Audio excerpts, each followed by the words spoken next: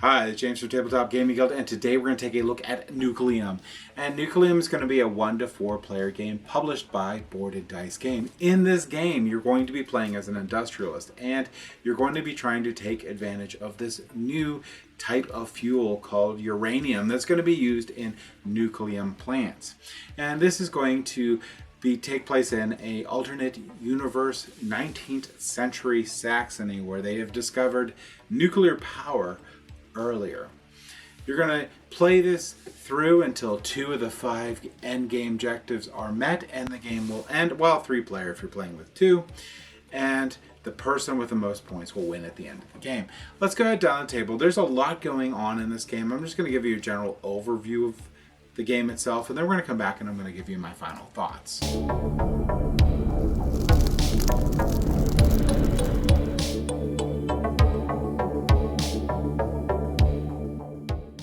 Alright, so this is Nucleum. In Nucleum, you are going to be playing as an industrialist in 19th century Saxony, and this is an alternate timeline where they have discovered nuclear power earlier.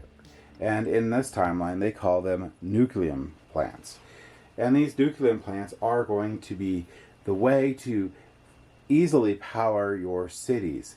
You also have coal available in this game too, so you can use those to power your cities, but in essence, what you're going to be doing in this game is going to be fulfilling contracts, meeting goals, and powering cities to gain victory points. And the person with the most victory points at the end of the game is going to win.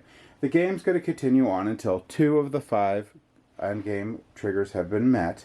If it's a 2-player game, 3 of the 5 endgame triggers have been met. And there are several. First off, if anyone makes it to the 70-point marker, they will trigger 1 in the endgame conditions. If anyone has refreshed 3 times, they will trigger 1 of the endgame triggers. If all these contracts run out, that will trigger an endgame. And if all those action tiles run out over there, they will trigger an endgame. If 2 of those are met, you're going to finish the current round and then take 1 more round, and then the game will be over. The person with the most victory points will be the winner. Now, let's go back to what you're going to be doing throughout the game. Well, you're going to be trying to create these routes, basically, to each of these cities so that you can power from the power plant to your city. Now, they're going to start off on this side until the road is complete. Once the road is complete, they will flip over. But when you're placing these out, this is one of the 3 different actions you can pick. During your turn, you can only pick 1. You will push your little meeple on it, and if the colors match, so if this color matches the area that's connected to, you'll get to do the action on that side of the tile. Now, in the future, if someone else, I'm just grabbing them from here, but they really wouldn't come from here, places a tile there, and these batch, you would also get to do that action. Once someone has put all 3 of these out, they'll flip over, and you'll have a connection between these power plant and the city, and anyone's meeple that are on those will control that connection, so they'll be able to use that. And they could use that to fire these plants to power cities. So this one's a bad example because this is going to be a mine, so I don't know why I kept calling it a city, but you see how these octagons are on there? These are the mines. I'll show you in a second that you can pull from your board there to get Nucleum, where you can fire a Nucleum plant. Now, later on in the game, more of these will become Nucleum plants, but only the one with a green cube in it in the start of the game is one. And those can fire coal or Nucleum. You could also use these train tracks here, so I could, if there was a route from here to an actual city, so I didn't mean to say that was a city, I could fire coal here, and the coal is going to cost me whatever's listed on here. So the first time this is used, it's a 1. If I come back later and I have to use this one, it's a -2. If it's used then, it's taken off the board, and then it's a -3 money each. And depending on what I'm trying to fuel, I'll show you those little cities here, but we could show you, here's a neutral city. So this neutral city here, which was on the wrong side, is going to cost 2 energy to flip over in order to get all the points and benefits on the other side. So basically we'll be putting down action tiles to put down these tracks. And the thing to keep in mind when you're placing these tracks is when your actions, These here take away available actions for you on your turn. Also, can limit the amount of income that you could potentially get when you refresh. And the main reason to refresh is to gain income, and when you gain you're going to be able to put your star on this map here, and sort of like Scythe, if you ever played that game, these are going to be multipliers for scoring at the end of the game, because here's 3 additional goals that you could get in the game that are available for everyone, and that'll depend on where your star is placed on there for if you get points in there in general. So I'm not going to give you a whole rules play of this game. I'm just going to give you a general idea of all the things that are going on, but there's so many things. You have a lot of different action tiles in the game. We're going to go to player board in a little bit, but this game is so massive that it's hard to show everything in one shot. So you're seeing the main game board and the sideboard here that houses the contracts and stuff, and you're trying to complete contracts straight up for points. But you will be, you'll have your own little action tiles here you can use throughout the game here.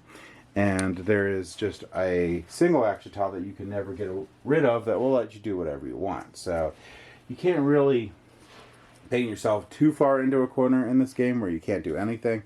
But you can make your life really difficult in this game if you use up all these action tiles for places on the board here. Because there's so many different things. Like, this is the bulk of the game, being able to do these actions. Placing them on the board will let you do them one time. That's really cool. But some of these you're going to need to build an engine and strategy into. And most of the things that you're going to be doing with action tiles is going to be develop. So develop is going to be one here. And then develop here, I'll show you in a minute here, but on your player board. Actually, let's go ahead and do the player board, because all these are going to generally go with the player board. Alright, this is the player board here, and you can see this is massive too. So here's where you're going to store your action tiles. They'll be on the top here. You're going to start the game with 5, and they're going to match your experiment, which is going to be drafted or handed out or whatever you want to do for your experiment at the beginning of the game. You also have your player board here. This is going to be an income section here, and these are turbines you could place out. And I mentioned it on the board, but the turbines are going to help you with energy production if you own them to power these different cities that you might put out to get your points. Also, these are the mines and those little octagonal spots on the board there that you can place out to mine your uranium for the Nucleum plants. And you have this nice little boards of 3 different types of cities that you can place out on the board. And one of the actions, like I said, is so if I dock this tile right here, you have to go left to right. If I dock this tile here, I get to do one or both.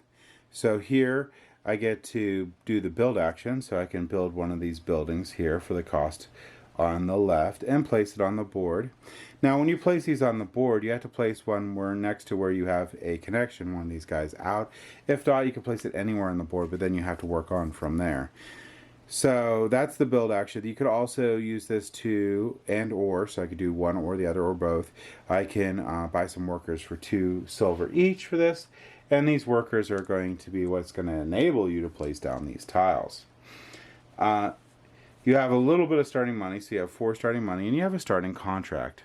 Whenever you place one of these action tiles down, if you meet a contract, you can complete it. If you complete it, you just get the reward down on the bottom, and you'll just then place it face down into your area to show that you've completed it. And that's basically it for these bonus tiles. When you place them down, so if I gain them, I will gain the reward immediately on the left, but I won't gain the reward when I complete it. Other things that you could do is you could complete a contract. So, not complete a contract, sorry. You can get a contract. So this action right here will let you get a contract. You can get one of the silver or gold contracts that you saw earlier on the board and place it on your board, and you'll immediately get the benefit when you place it down. This one here, you can move your money income track up 1. So if I did the bottom part, I just move the money income track up 1. You could also do this industrialize action here. So, oops, can you see it? Industrialize action here. And that one lets you take one of your mines or one of your turbines, and you can pay the cost and workers to place it out. Here's the cost and workers to place it out on the board to help you out. Another action that you could take is going to be the energize action. And this energize action, you get to select one of the power plants, and you get to fire it off. So you can pay that for that coal or get the nucleum. Now, for paying energy costs, I'll show you the coal is a 1-for-1, but if you get any nucleum cubes that you can put in there, they're a 1-for-1. Or 1-for-2, sorry. So they count as 2 energy. Plus, they actually don't cost you anything because you have that mine and you can pull them from there. So there's a benefit there. And I will say initially coal is probably better because it's easier just to power yours, get your stuff, and keep going and build your engine. Other things that you can do is you can complete your invention. Now you're going to get this basically experiment board here, and you're going to be able to complete them in sections. So you have, this is the A board, so you got your A tiles that went with it. And when you complete these, so you could do from the top row down here, you're just going to slap them in here, and some of them are going to get the thing immediately, some of them are ongoing, and some of them are end game scoring. So those are going to be important to help you out throughout the game to get little different bonuses in there and are really cool. Alright, so that's all about one of the 3 different actions you could take. You place these action tiles on here, you do the thing, which is the big bulk of the game. The other things you could do is you could take one of these tiles, which you can't take this tile at all. You can never do that, and you can place it on the board there. I'll show you that again when we wrap up here. So that's one action. The second action is refresh, and the way refresh works, so let's say it's later on in the game.